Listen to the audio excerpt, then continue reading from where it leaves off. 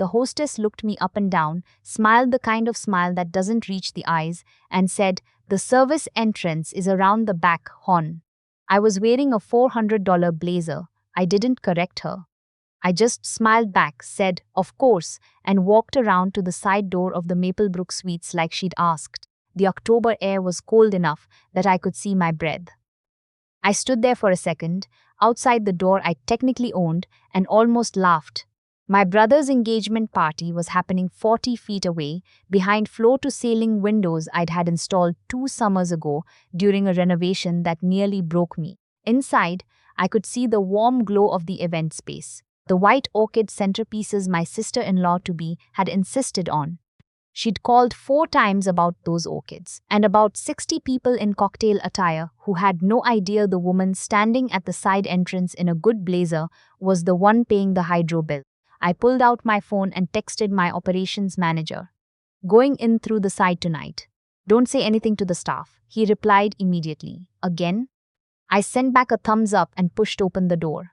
I should explain how I got here.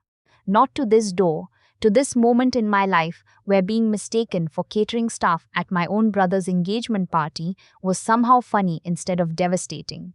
My name is not important for this story.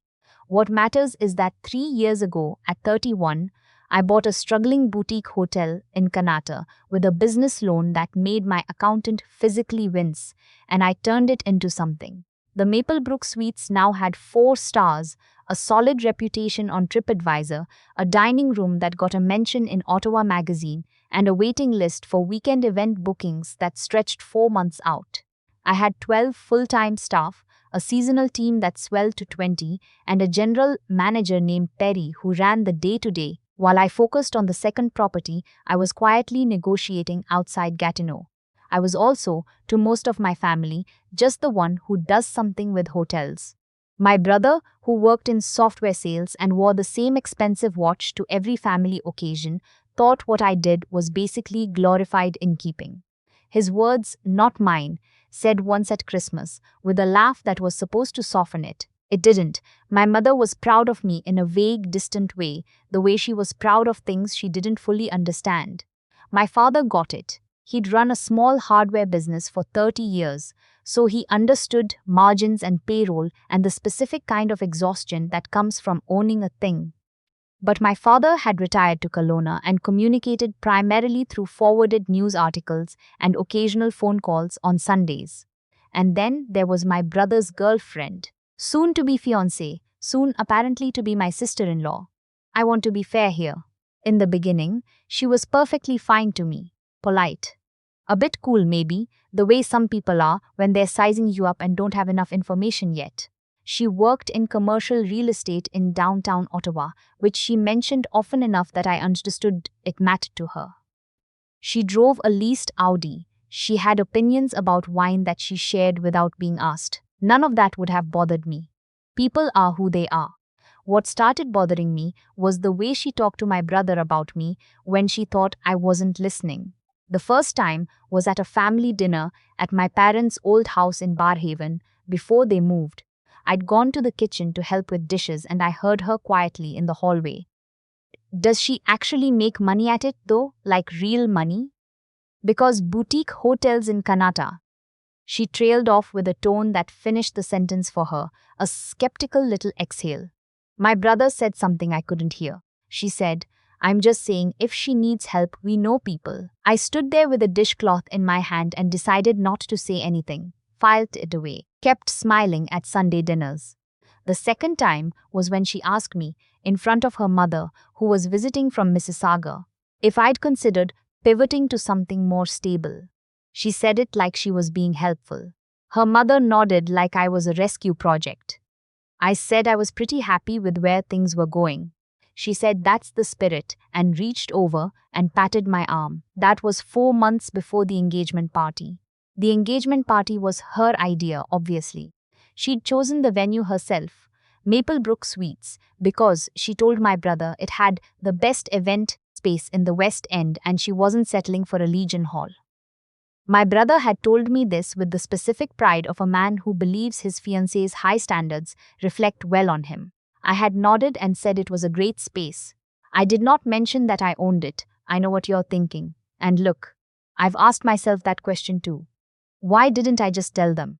The honest answer is that it never came up organically, and then it became this thing where I kept waiting for the right moment, and then the right moment kept not arriving, and then she'd made the booking without knowing, and I thought, okay, let's see if this goes. My operations manager, Perry, thought I was being weird about it. Just tell your family, he'd said on the phone 3 days before the party. It's not a secret, Mirel. You're not Batman. I told him I appreciated the perspective. What I didn't tell him was that something in me wanted to know, wanted to see how people behaved when they thought they were in someone else's house, when there was no reason to be careful around me. I'd been careful around them for years. I was curious if they extended the same courtesy when they thought I wasn't watching. The answer, it turned out, was no. I'd arrived early. You're always early to your own events. And the hostess at the main entrance had been new. Started 2 weeks ago. She hadn't met me yet, and she saw a woman in a blazer walking in alone and assumed. Honestly, it was a fair assumption. I don't wear my ownership around my neck. After I came in through the side, I found Perry near the service corridor. He gave me a look. The new girl thought you were. I know. It's fine. Don't say anything, Mirel. Perry, I mean it. He put his hands up and walked away. I slipped into the event space just as the first guests were arriving. The room looked genuinely beautiful.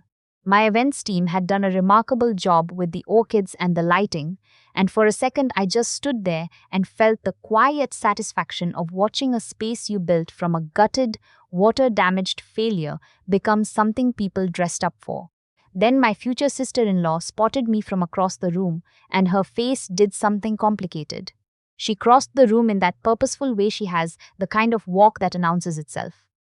You're here, she said, and kissed both my cheeks like she'd learned it somewhere and practiced. I am, I said.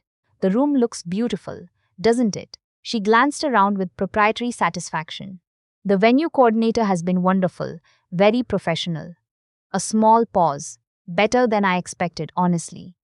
I know you and your brother suggested this place, but I wasn't sure it would be up to the standard we needed. I asked her what standard she'd been worried about.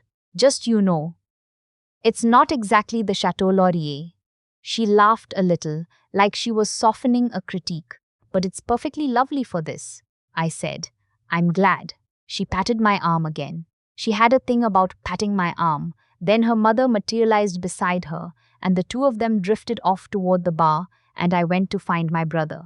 My brother was standing near the windows with a glass of red wine and the particular expression of a man who is genuinely happy and trying not to show it too much because he thinks it's uncool. I love my brother. He's not a bad person. He accepted her version of me without questioning it very hard, and that's the part that hurt. Hey, you made it. He hugged how was the drive? Fine. This place looks great, doesn't it? He looked around and nodded. She found it. She's got a good eye. She does, I said.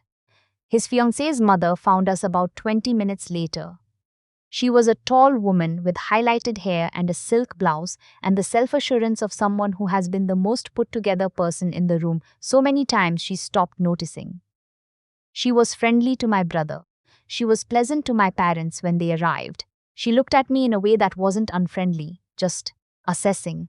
So you work in hospitality, she said, when my brother had been pulled away to greet someone. I do, I said. Front desk?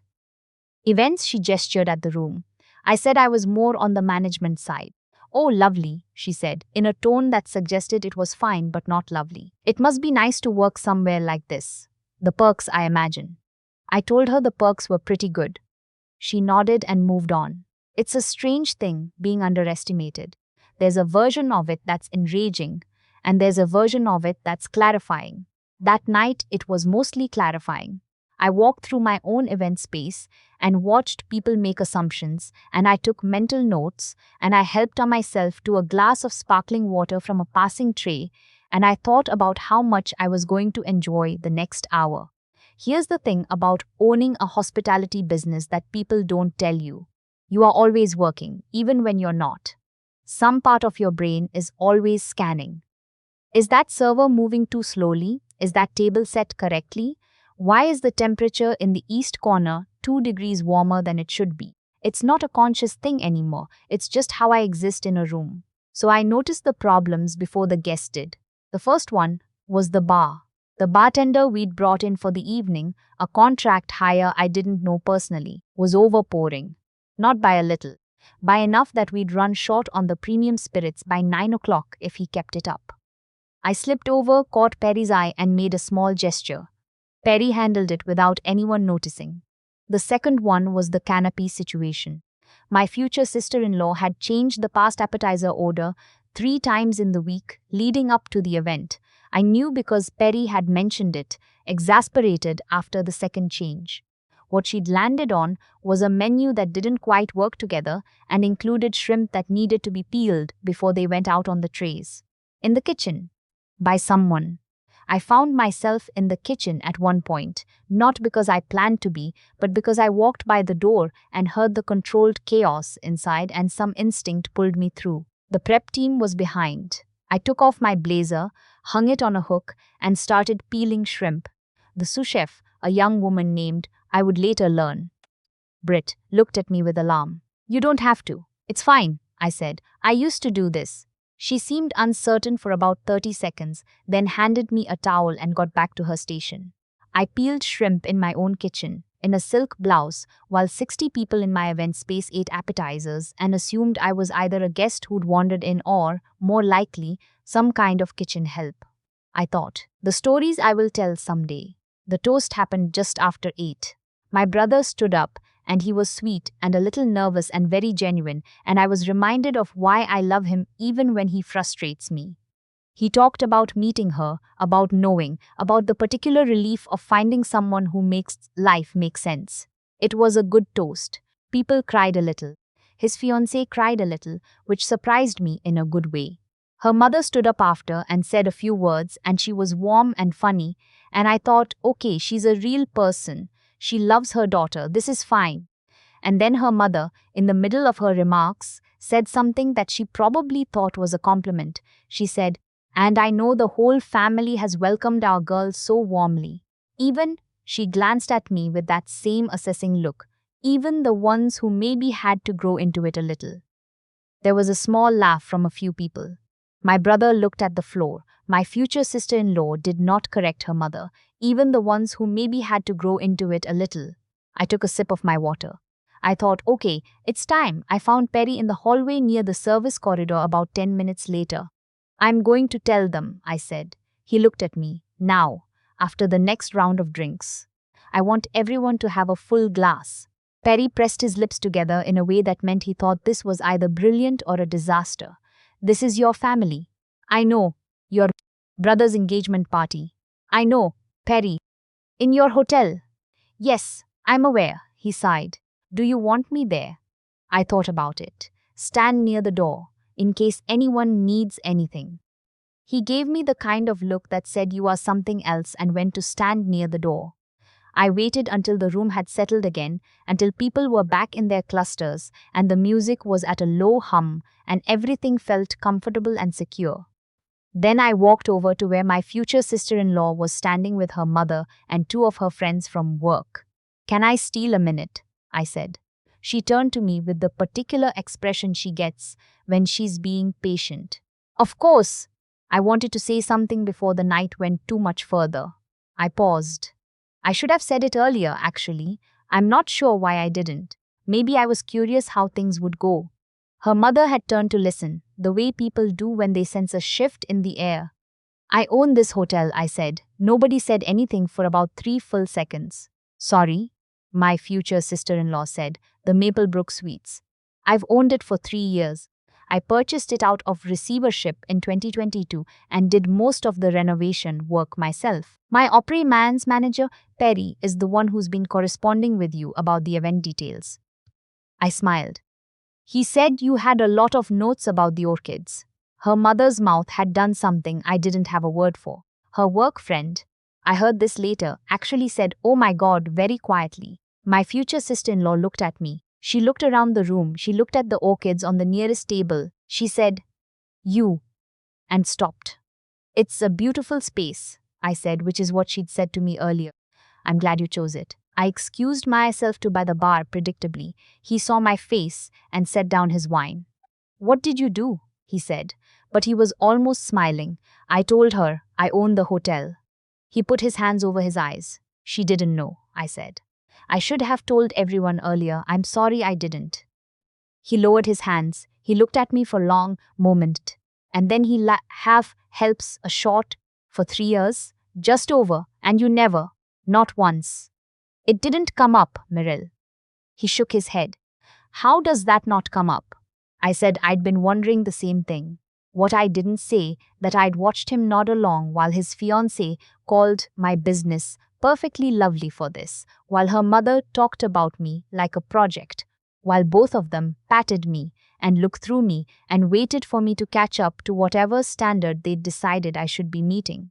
I didn't say that because it wasn't the night for it, but he knew. I could see it in his face when the laughter faded, a quieter look, a recognition. I should have said something, he said, not to me exactly, more to himself. It's okay, I said. Now everyone knows. The rest of the night was, how to put this, instructive. Her mother found me within 20 minutes and she was very gracious, very warm, full of what I'm sure were genuine recalibrations. She told me the hotel was absolutely stunning and she could see why her daughter had chosen it. I thanked her and said the team had worked very hard. She complimented the orchids. I told her the orchid supplier was excellent. 2 of the friends from work wanted to know if I was hiring for any management-adjacent roles. I said they were welcome to send a resume to Perry. The bartender, whom I'd noticed overpouring all night, was visibly careful about his pause from that point on. People notice when the owner walks into a room, even when she's been in the room for 2 hours already. And my future sister-in-law, she was quiet for a while, which I respected. When we found each other near the end of the night, both of us at the courtroom, both of us waiting for our things, she looked at me and I could see her working something out. Why didn't you just tell us? She said. It was a fair question. I'd been thinking about the answer. I think, I said slowly, I kept waiting to see if it would matter. Whether you'd treat the situation any differently. I paused. Whether you'd treat me any differently. She had the grace not to argue with that. I don't know when I became someone who does that, she said quietly, and I think she meant it. It was the first fully honest thing she'd said to me in months. I didn't tell her that it wasn't about her, not entirely. It was about what happens when people think they're in a room where the power belongs to someone else, how that reveals things. Her mother, her friends, the bartender, the hostess who'd sent me around to the side entrance, all of them had shown me exactly who they were in the absence of a reason to perform. That kind of information is useful. The party turned out beautifully, I said instead. I mean that. She nodded. She picked up her coat. The orchids were a good call, I added. She laughed, a surprised, genuine sound, and some of the tension between us broke into something smaller and more manageable. We didn't become best friends that night. We're not best friends now. But she stopped patting my arm, which was its own kind of progress. The morning after the party, Perry called me at 7:30. The hostess, he said. What about her? She wants to apologize to you. I thought about it. Tell her it's okay, but have a conversation with her about assumptions and how they reflect on the property. Already scheduled, he said. Also, we're short on the single malt, I noticed. The contract bartender. Don't book him again. A pause. Anything else from last night? I looked out the window of my apartment at the Kanata sky, grey and November flat, the kind of day that makes you want coffee and silence. The kitchen team was excellent, especially under pressure. Make sure they hear that. Will do. Another pause. Your family okay? I thought about my brother's face when the laughter faded, the quieter look, the recognition. They're figuring things out, I said. My brother called me a week later. We talked for almost an hour, which is more than we'd talked in months, and somewhere in the middle of it he said I should have paid more attention to what was happening, to how she was. He stopped. It's okay, I said. It's not, really, he said, but I'm going to do better. I believed him. My brother is not a bad person. He is a person who got comfortable, and comfort makes you stop noticing things. I've done it too, in other rooms, in other years. We learn. His fiancée and I have dinner now, occasionally, just the two of us. It took a few months to get there.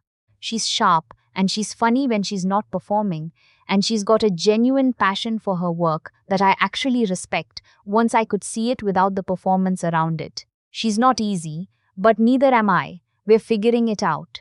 Last spring, she called me, not my brother, me, to ask about the Gatineau property. She'd heard through the industry grapevine that I was buying it. She wanted to know if I was serious about expanding because she had a contact in commercial real estate who might be useful. I told her I was very serious. She sent me the contact's information that afternoon. That's the thing about people. They can surprise you once the room shifts and everyone knows who's actually in it. The shrimp from that night, for what it's worth, got donated to a drop-in shelter on Merivale Road. The flowers from the centerpieces went to a long-term care facility in Nepean. Nothing from that evening went to waste, except maybe a few assumptions about who I was, and those honestly I didn't need.